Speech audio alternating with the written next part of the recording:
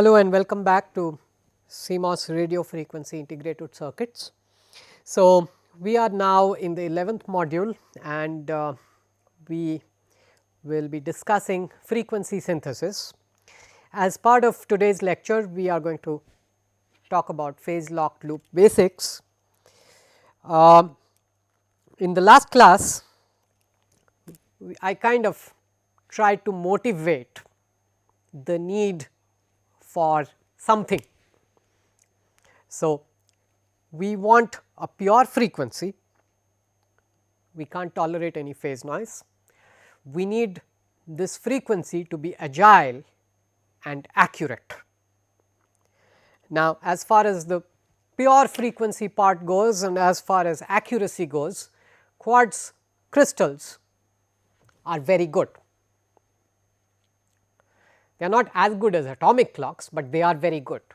I can further use some sort of synchronization technique on top of the quartz crystal to be as good as an atomic clock, but they are very good. I like quartz crystals as far as pure frequency is concerned, as far as the accuracy of the frequency is concerned. As far as agility is concerned, the voltage controlled oscillator is very good. It is agile, it can move around, it can change frequencies, of course with no knowledge what that frequency is, right. There is huge error in what you designed and what you get, there could be 20% error. You might want a capacitance of 1 picofarad, instead you might get 1.2 picofarad, you do not know what you are getting. You are getting some approximate value when you design, when you do some layout, you get some approximate value. The precise value could be hugely off from the value you designed for, right. So, as far as agility is concerned, VCO is good, but as far as the spectral purity is concerned, as far as the accuracy is concerned, the quartz crystal is what I want. So, I need a way, I need a technique to combine these two. Now, as part of my plan, the first step is to study something called phase locked loops.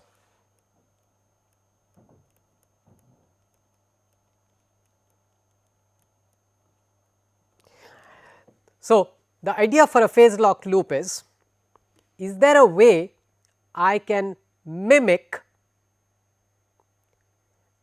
the oscillation of a quartz crystal of a reference frequency, we are going to call it the quartz crystal reference frequency. So, I have a reference oscillator, I want to mimic this reference oscillator with an oscillator on chip. So, this is part of my plan, and to do that I need to build a control system that tracks the phase of the reference oscillator. Remember, the noise is in the phase noise. So, I need to track the phase of the reference oscillator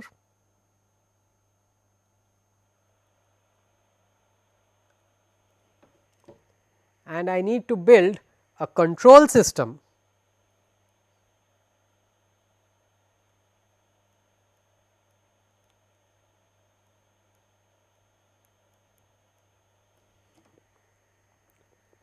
that drives my VCO.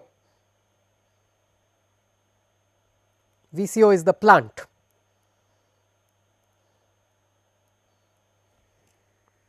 Okay. And the phase of the VCO, the output of the VCO is an oscillation, the phase of that oscillation should mimic the reference phase. So, I need a feedback system. Okay. So, the control system is going to compare the reference phase with the phase of the VCO and it is going to control the plant is a VCO, right. So, this is the control system that I want to build. This control system is called a phase locked loop. This whole thing, this whole scheme of things is called a phase locked loop. Now, let us start understanding a few things over here. The first thing to understand is the property of phi ref, phi ref.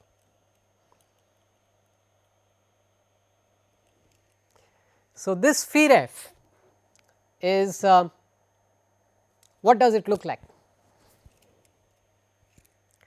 It is the phase of the reference oscillator. Now, the reference oscillator is always oscillating. It is the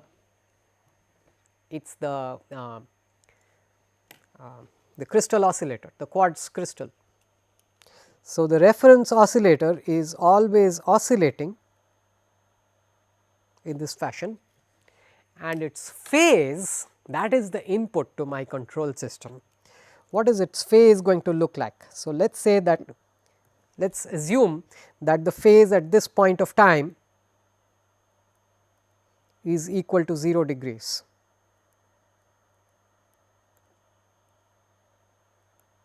Let us assume, we have to start from somewhere. So, let us say that at that point of time the phase is 0 degrees.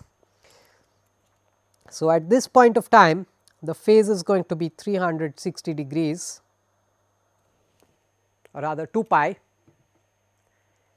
and then you can conceive of the phase going linearly as a function of time. At this point of time it is 4 pi, over here it is 2 pi, over here it is pi, and so on and so forth, 6 pi, 8 pi, and so on and so forth. You could also think of it as a sawtooth waveform, but that is too complicated, it is not necessary. I mean 2 pi, an angle between 2 pi and 4 pi is the same as an angle between 0 and 2 pi.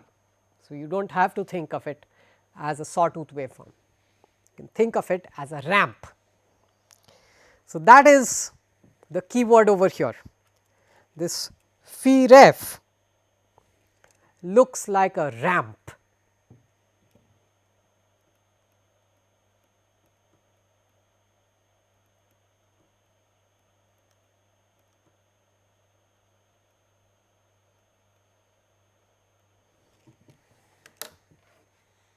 Now, if you have studied control theory, have you studied control theory? I am sure you have studied control theory in your undergraduate to some extent, something you must have studied, right. This is a core topic as far as electrical engineering is concerned. So, if you remember your control system, there are different varieties of control systems: position control system, velocity control system, right. So, just you have the arm of a tank, you are a tank over here. Okay. And your target is over here. So, you have to control the angle of your tank gun, so that it points accurately to the target. If your angle is off by even little bit, then your tank is going to not hit the target, right. So, here you are controlling the angle, or rather you are controlling the position of the tank gun. So, this is a position control system. Now, think of the following, that this target is moving. This target is not a static target. So, this target is hovering around between here and here, and you have to point your gun in a way that tracks the movement of your target. You have to keep tracking the position of your target. So, this is a velocity control system. Your tank gun has to oscillate, has to move around between these 2 points and accurately track the position of the target. Okay. Maybe your target is not oscillating like that, maybe your target is just moving from one point to another, in which case once again your tank gun has to follow the precise position of the target. Okay. So, this is called a velocity control system.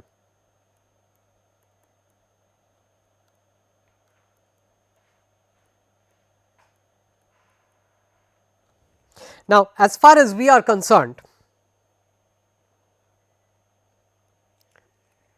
the input that we are trying to track over here is continuously changing, it is a ramp. Okay. The control system that we have to build has got to be a velocity control system.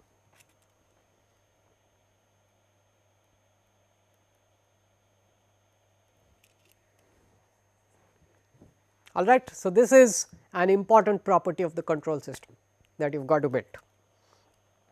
Fine. So, with this background, let us try to build something.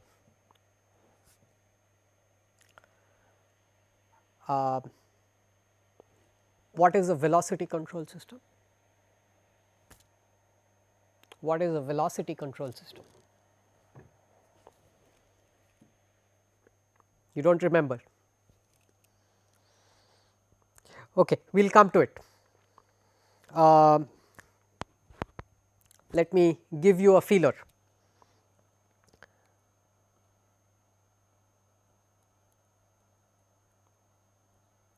I do not want to be teaching control theory here, but let me just give you a feeler of what we are talking about. Suppose the input is a step,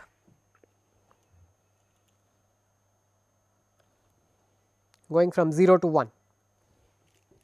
Okay, that is not the characteristics of our input, but suppose it is.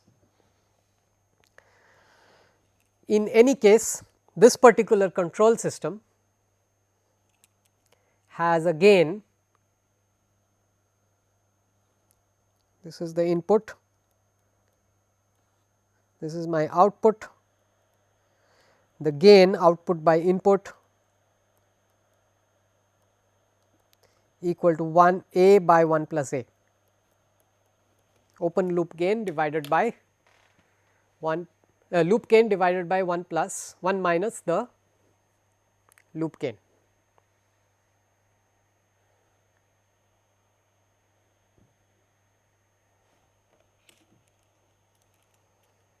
I am sorry, the open loop gain divided by 1 minus the closed loop gain.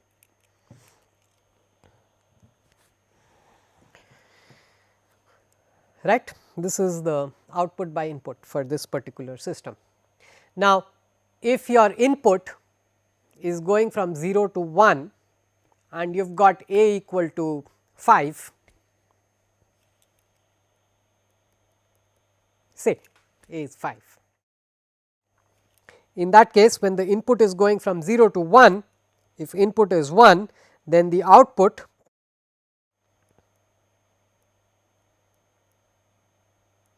is 5 by 6, and that is no good, because your tank gun has to precisely point at the target and it can't be off by a fraction of a degree even. Make A large. If A is 1000, high gain amplifier, even then the output is 1000 by 1001, which is not good, because the tank gun has to point perfectly at the target, not almost at the target. Okay. So, however high the gain of your high gain amplifier is, it is not going to do a good job.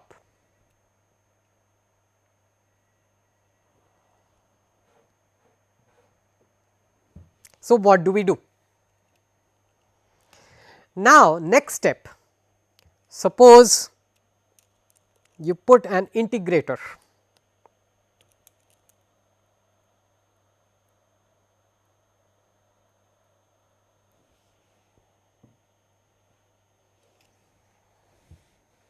Okay. Basically, you integrate the error signal. If the error signal is anything but 0, then the integral of the error as a function of time is going to be infinitely large. Infinitely large means that the output is going to be infinitely large.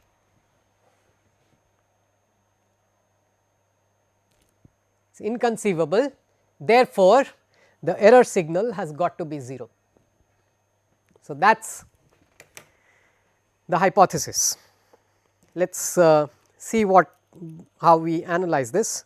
The integrator has a transfer function of 1 by s. Okay. Transfer function of 1 by s means that the open loop gain as well as the open loop gain is a by s. That means that my output by input is a by s divided by 1 plus a by s, which is equal to a by s plus a, which is equal to 1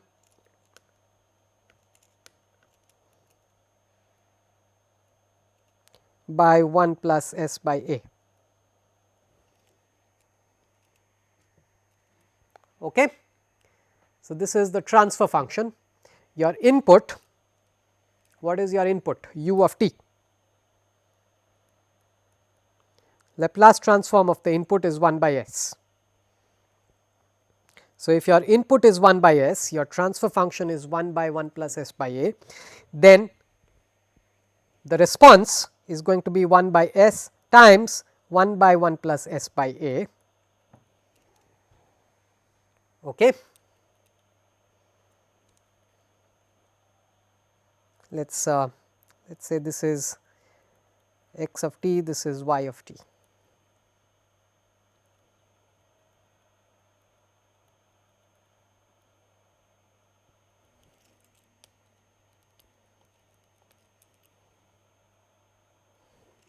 So, y of s is 1 by s times 1 by 1 plus s by a, and you can break it up into partial fractions. If you break it up into partial fractions, you are going to get k by s plus k 1 by s plus k 2 by 1 plus s by a. Okay. Now, as time t tends to infinity,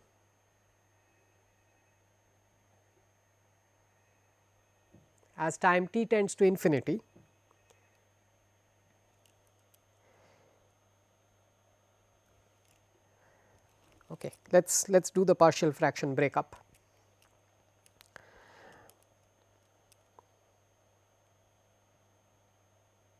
If I multiply both of these by s, then I am going to get 1 by 1 plus s by a is equal to k 1 plus k 2 by 1 plus s by a. Okay. Now, if I plug in s equal to 0,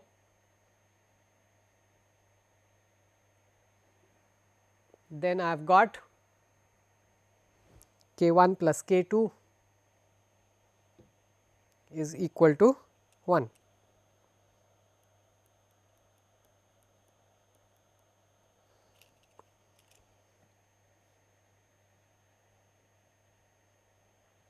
Okay.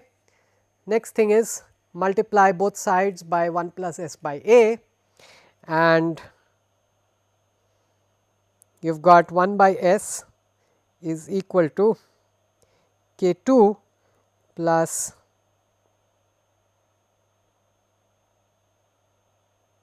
no I am sorry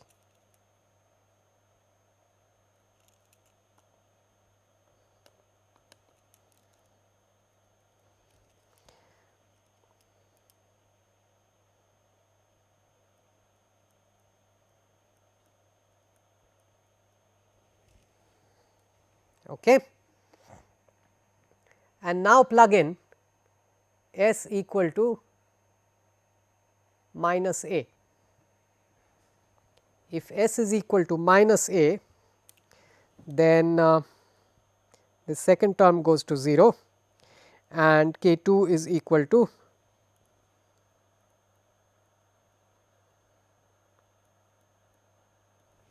minus 1 by a.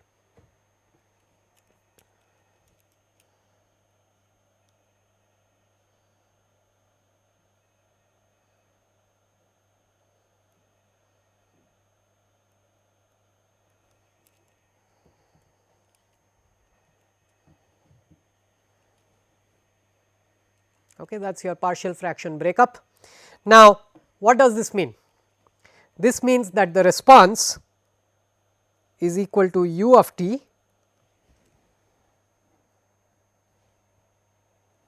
and what is 1 by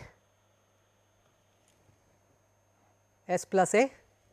This is equal to u of t times e power minus t by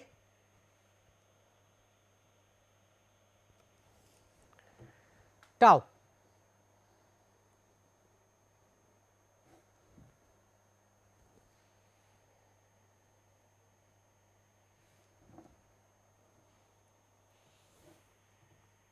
All right. So, as time t tends to infinity, I get 1 and I get 0, which means I get exactly equal to 1.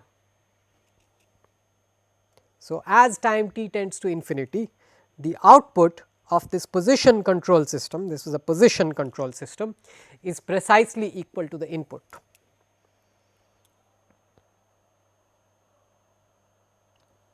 So, this is what you are going to see at the output. This is a long analysis for something so simple, but hey, you need to understand what is going on. Now, if my input is not 1 by s, if my input is unfortunately 1 by s squared, that is a ramp, right, then what you are going to find is that a position control system will give you an offset. Let us just check for that. If your input x of s is equal to 1 by s squared, then the output is going to be equal to 1 by s squared times 1 by 1 plus s by a. Okay. And if you want to do partial fractions for this, this is going to be equal to k 1 by s squared plus k 2 by s plus k 3 by 1 plus s by a, and you can work out k 1, k 2 and k 3. What you are going to find out is that all three of these are going to be non-zero,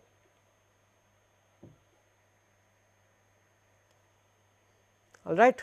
All three are going to be non-zero, which means hopefully k 1 is going to be equal to 1.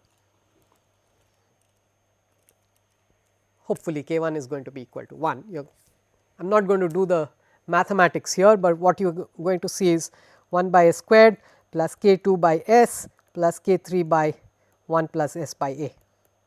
Now, k 3 by 1 plus s by a as time t tends to infinity is going to boil down to 0.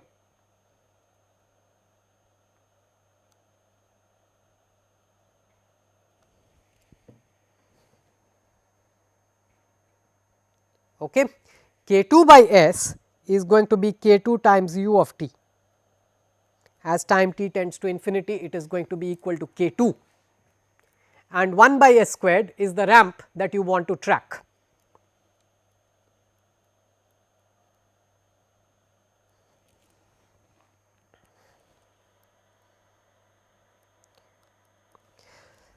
So, what is the result?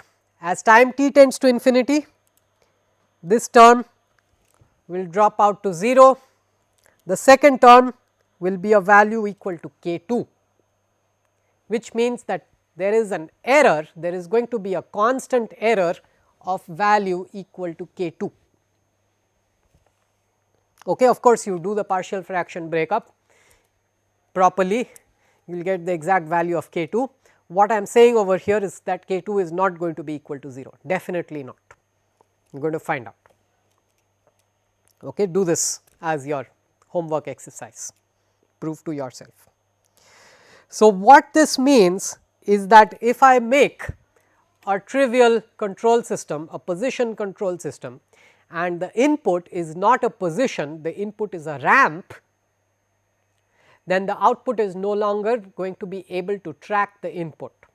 It is going to kind of do it with an error, there is going to be a lag.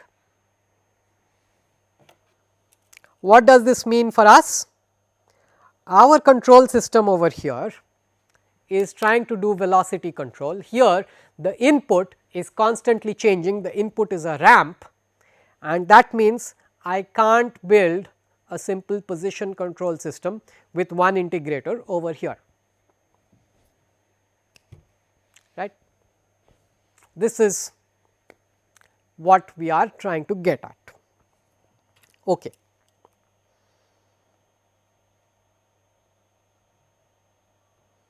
All right. So, let us get back to our point of business. So, I have got a reference phase and I have got a plant, the plant is the VCO, it is generating an output phase in response to a control voltage.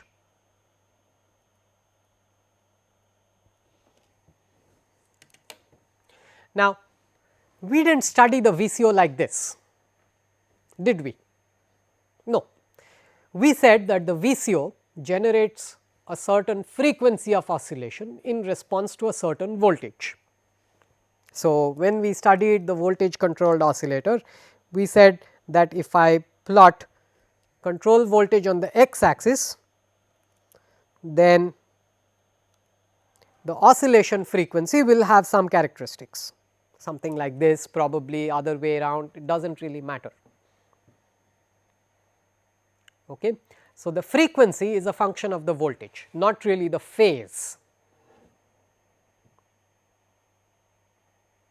Let us say, let us arbitrarily say that our VCO does not look like this, our VCO looks like this, does not really matter, but hey, let us say it is a linear function of the voltage, of the control voltage. Okay. In that case, what is the phase? It is not difficult to understand that the phase is the integral of the frequency.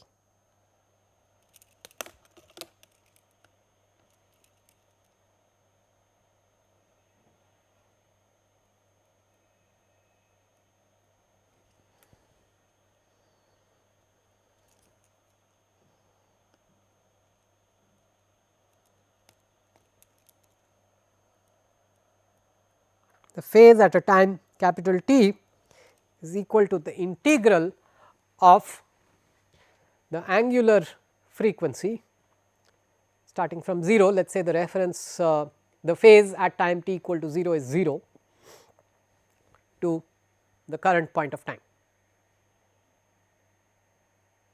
that is the phase, which means that phi of s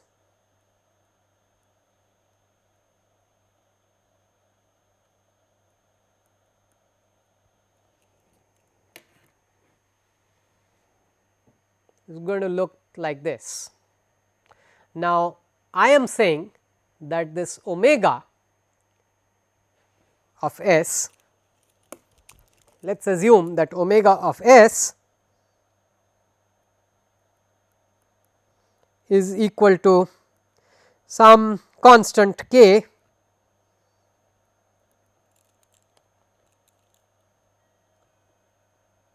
times V control,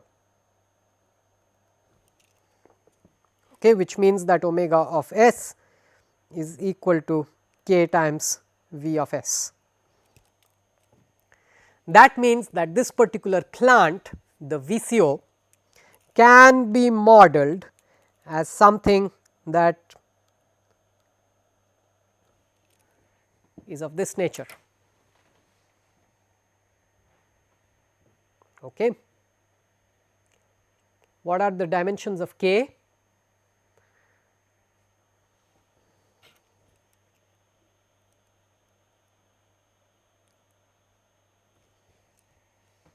So, here you have radians per second, here you have volts. So, units of K are radians per seconds per volt.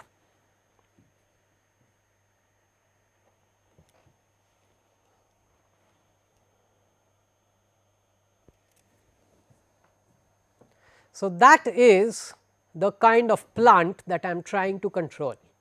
The plant itself is some kind of an integrator, right. This is something that I need to understand. The plant is by itself something that behaves like an integrator. So, I have got an integrator built in to my plant, wonderful. Now, a typical control system, you need to compare the output with what you have got, the reference, you have to compare the reference, that is the input, with the output. So, your target is phi ref should be equal to phi out, or rather phi out should be equal to phi ref, that is what you want, right. So, you compare the two and you create an error signal.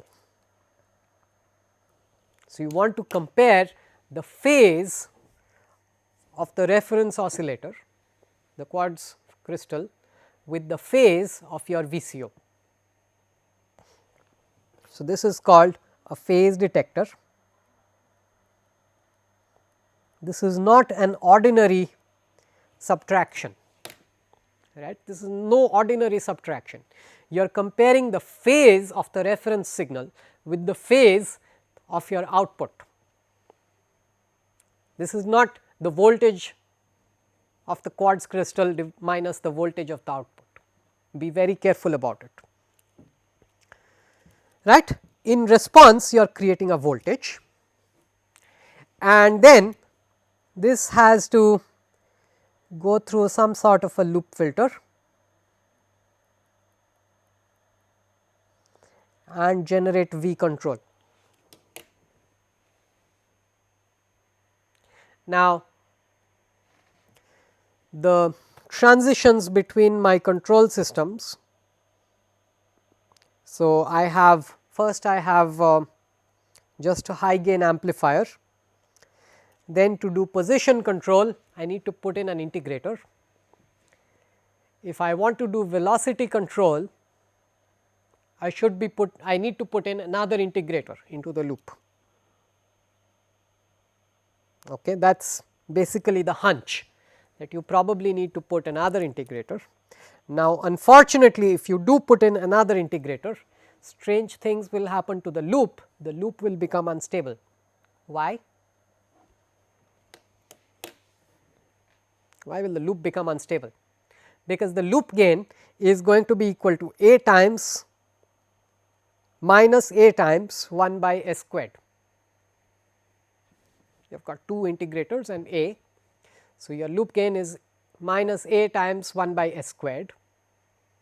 The denominator of your total transfer function will be 1 plus the loop gain, which means I am sorry 1 minus the loop gain, which means that your denominator will contain something like 1 plus A let us just do it instead of trying to do it orally.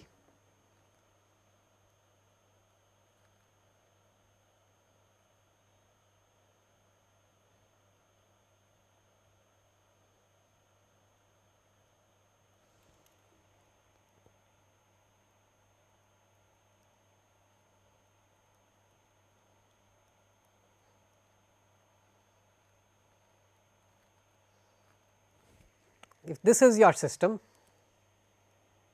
then the denominator will have 1 plus a by s squared, which means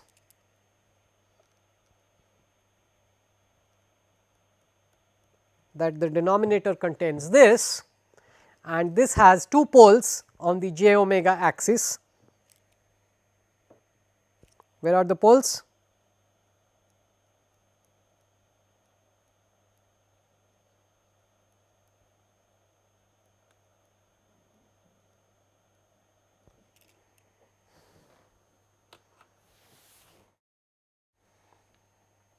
All right. So, this kind of a system is not going to be stable. So, you can't put 2 integrators in the loop just like that. You have got to have a method over here. That is why you need to open your control theory book.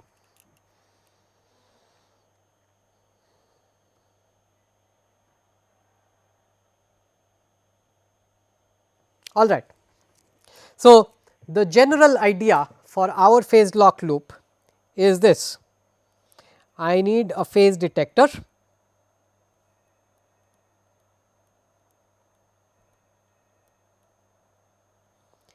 then I need a loop filter, and then I have got my VCO, which is modeled as k by s.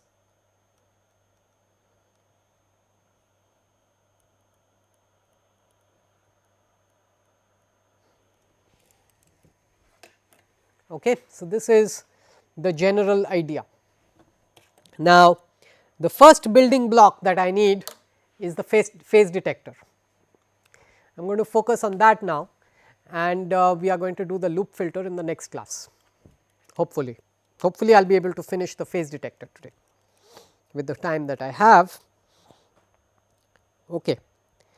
Now, this particular phase detector, it is no ordinary subtraction that is going on. You have to understand first of all that what do the voltages look like? What does phi ref really look like?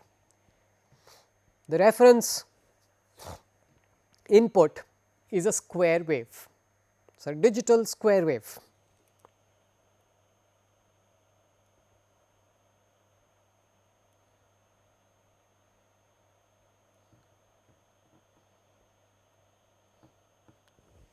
What about the reference output? I am sorry, not the reference output, the VCO output. The hope is that the VCO also generates a square wave, right. That is what you want to do. You want to get rid of amplitude noise, you want to reduce noise in your system. So, you want a square wave as the output of your VCO. Now, you might not get it, that is a different issue altogether, but the hope is that you are working with a square wave. So, let us try to work with a square wave. So, really I am not going to call this phi ref anymore, I am going to call this V ref. This is the voltage corresponding to phi ref, and the voltage corresponding to phi out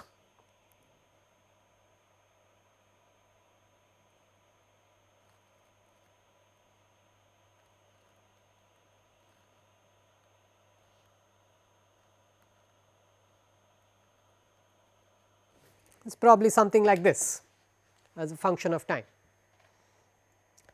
And what is the objective? The objective is to find out the phase difference between the two.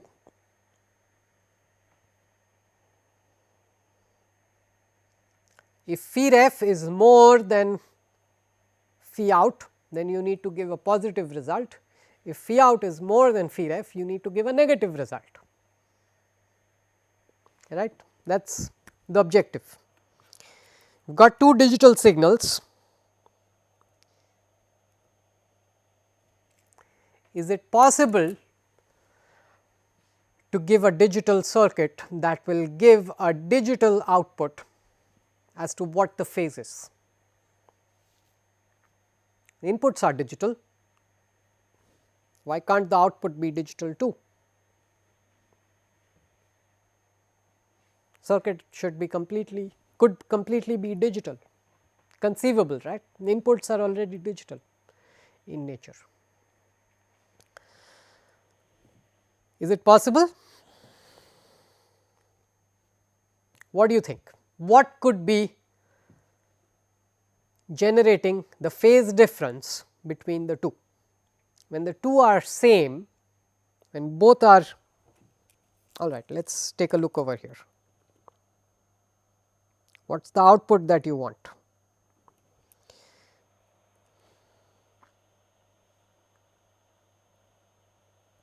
You want an output that is proportional to the time gap between these two edges.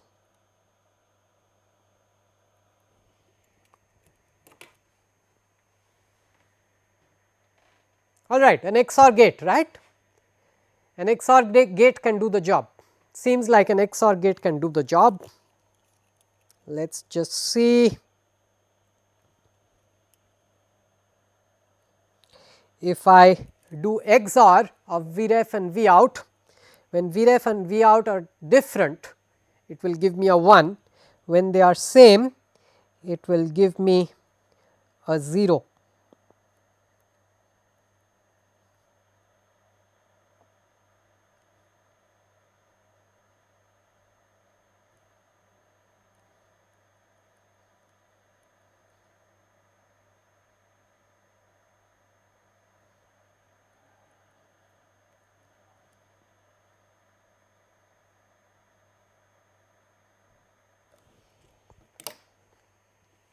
Okay.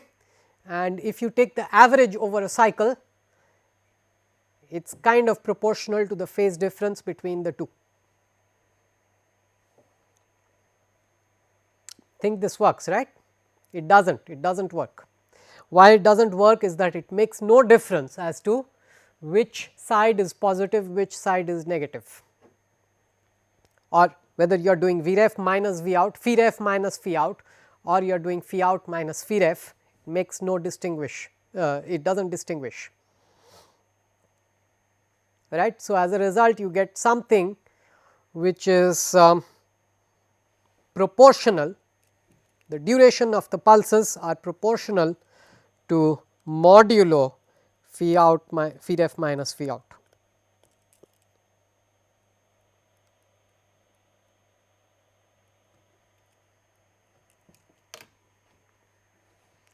If Phi ref and Phi out are out of phase by 180 degrees, then the output is always 1.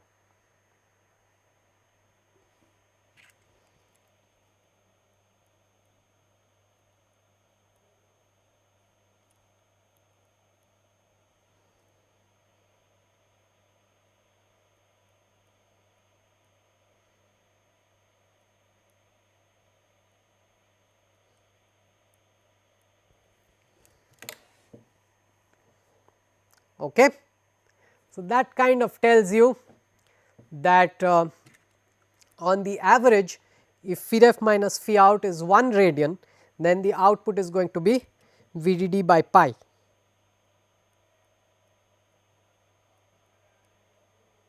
So, pi radians gives VDD, 1 radian will give VDD by pi. But of course, the characteristics of the phase detector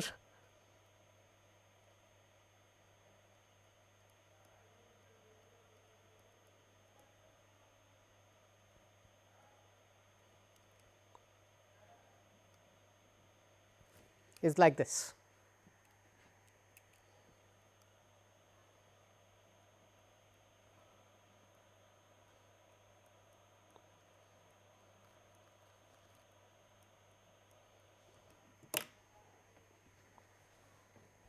Okay. So, this is what an XOR operation will do. I do not want this, this is not good, it is not really, this is what I wanted, something of this nature is what I wanted, not this modulo, it is not what I want. It is okay, it will kind of work when the system is biased at this point. When the system is biased at that point, I will get correct results, but I want to be over here, I want 0 phase, right. So, in general, if you do use an XOR gate as a phase detector, you can use it. You are going to find that the loop locks at a phase difference of pi by 2 or minus pi by 2.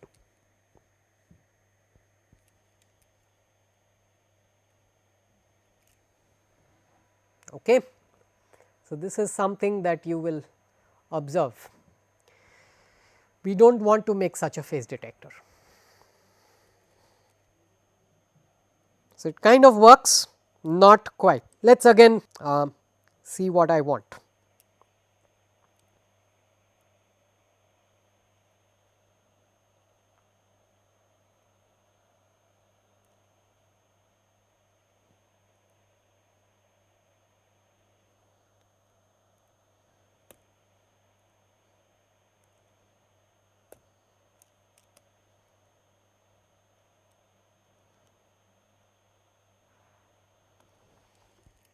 First of all, I should not be caring about both edges. I mean, the duty cycle of my 2 clocks could be different. So, it is unreasonable to compare both rising and falling edges,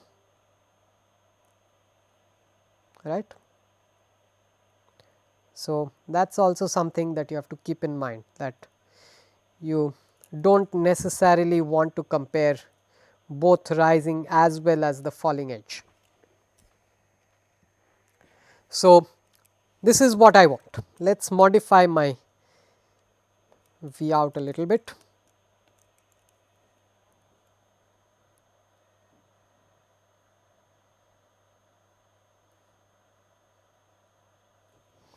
So, if Vref is ahead of V out, or rather if phi ref is more than phi out, then my desired output should be positive.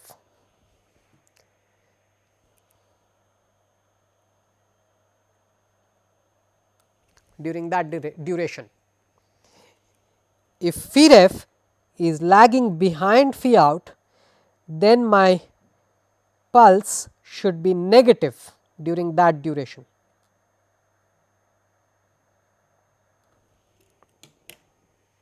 So, this is the kind of output that I want from my digital system. So, your system has 3 outputs, 3 possible levels. It should have a 0, it should have a plus 1, it should have a minus 1, which means that you need at least 2 binary digits to represent the output code. You need 2 binary digits, you can't do it with 1 digit. With 1 digit you can do only 0 and 1, you need 0, 1 and minus 1. So, you need 2 binary digits to represent the output. This is observation number 1.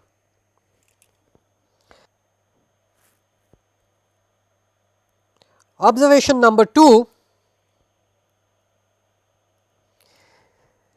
is that you do not want combinational logic over here, you do not want to work at the, you do not want to, you want to ignore all of this.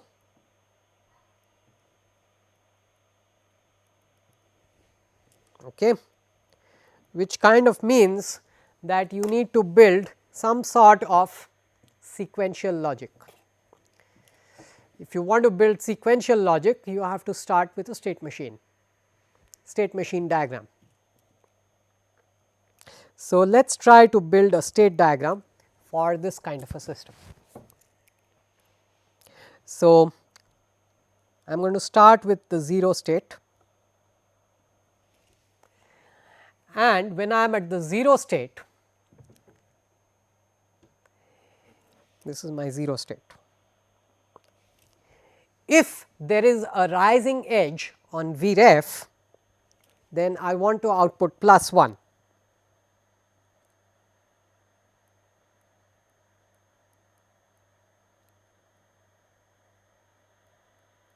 This is the state when the output is plus 1.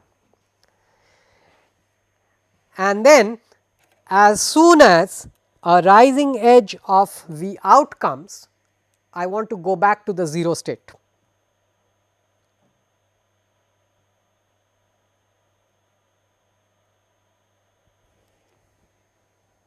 All right.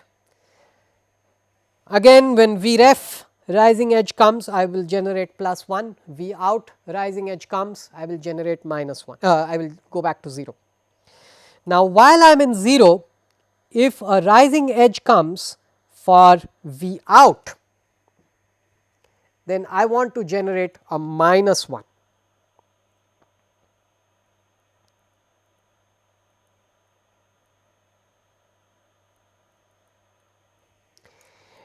And then after that, while I am in the minus 1 state, if the rising edge for Vref comes, I want to return back to the 0 state.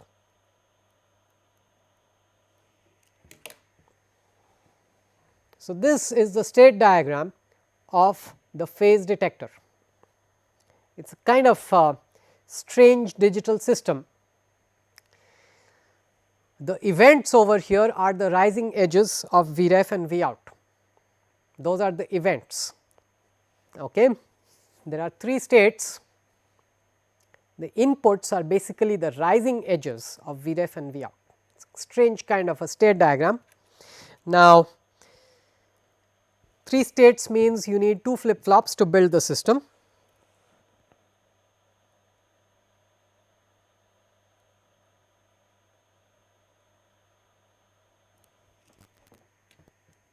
Okay. And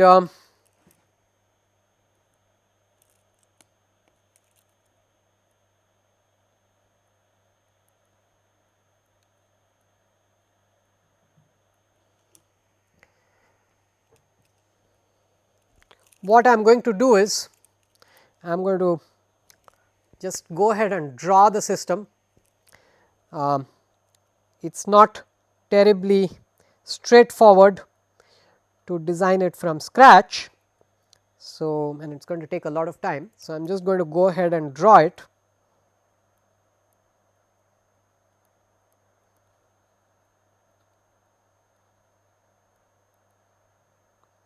So, at the rising edge of Vref, Q becomes equal to 1. Okay. This is the code for plus 1.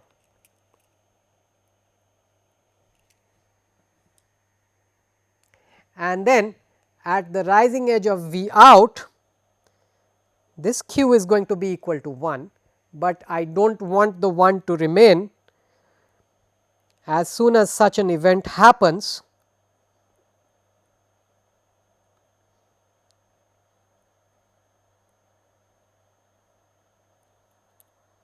I want to clear both of the flip flops as soon as both the outputs are 1. Then again, if V out goes high, then this particular output becomes equal to 1, that is the code for minus 1, and as soon as that happens, my output is minus 1. Then if Vref comes, plus 1 becomes high, and as soon as that happens, clear is activated and both signals become 0. So, this is the kind of circuit that our phase detector is, and this is what is used all the time. So, small bits of variations here and there. This is what is my phase detector. This is the final circuit. You have to remember that these flip flops need to be designed, the clear etc. Maybe it is clear bar, in which case you have to make a NAND gate. All those considerations you have to keep in mind. This is what is used in most phase lock loops.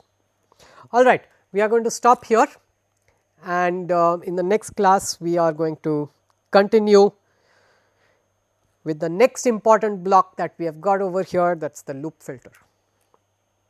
Okay, thank you.